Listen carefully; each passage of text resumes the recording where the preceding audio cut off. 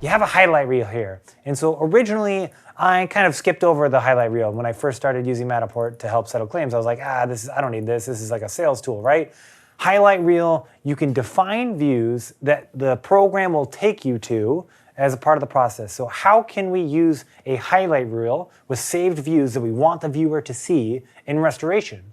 Define the areas that were affected as views that you want to walk the other policyholder, contractor, claims professional to. I'm going to hit play here and you're going to see how this works.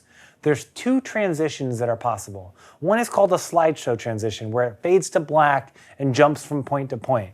What you're seeing here is the walkthrough transition, where it actually uses Matterport's waypoints, the waypoints from the scan, to jump from one spot to another, transitioning, showing off this 3D technology at its finest. It's not just fade to black and jumping from one to another. It's using the existing waypoints to navigate the property and show off the defined views.